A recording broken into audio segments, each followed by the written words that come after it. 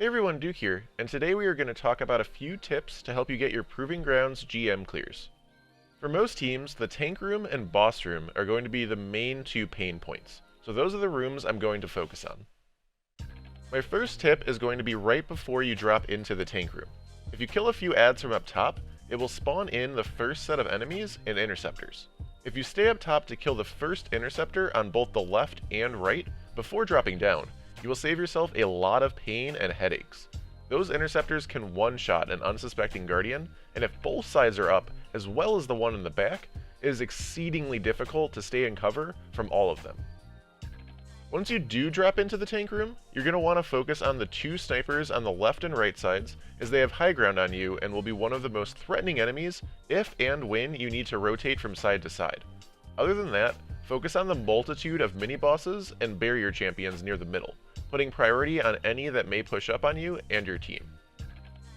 After killing everything in the first set of adds, the second set of enemies, including the tanks, will come out. Once again, I would prioritize getting the two snipers down ASAP and having your team try to prioritize one tank. Just like with the interceptors, it is easier to stay in cover from one threatening enemy versus more than one. One other tip I'd give for this part is to not be afraid to rotate from side to side.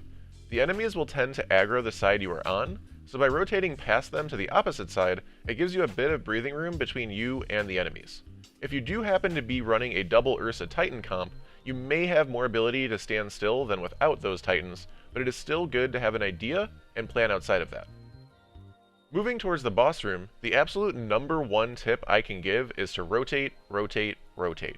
The far back of the room where the boss spawns is going to be the best cover you have in this room. Do note that when rotating from side to side underneath the boss's dome, the ground can light on fire, so be sure to always jump through and rotate fully across. When the boss does the fireball attack, you can of course shoot the fireballs, but the balls tend to track, which can allow you to easily use the corner of this cover to peek in and out to allow the fireballs to hit the wall in front of you, keeping you safe. After pushing the boss to each 1/3 of its health, the boss will go in their dome and spawn 2 unstoppables each time, one from each side. I would highly suggest focus firing one down immediately, because as I continue to mention, it is so much less threatening to only have to deal with one enemy at a time, rather than splitting your focus here and potentially having to deal with 2 at once. After the unstoppables, I would recommend waiting out the fireball attacks, as they do stop after a period of time. When going inside the bubble to break the dome and continue the fight, playing a sort of triangle approach and passing aggro while the opposite side person comes in and gets a couple shots off is going to be key. Just don't be greedy with it. Go in, get a shot or 2 off, and run back to cover.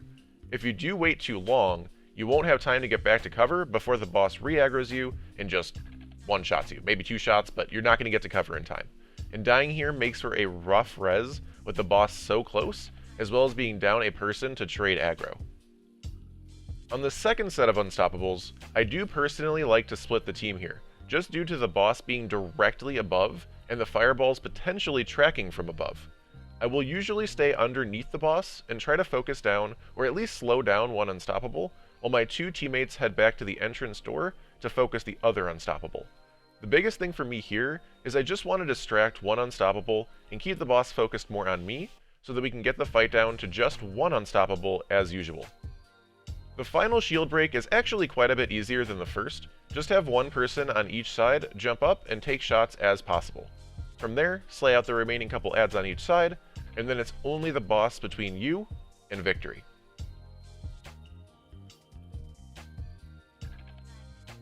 I hope these Proving Ground GM tips were helpful to some of you going for Conqueror this season.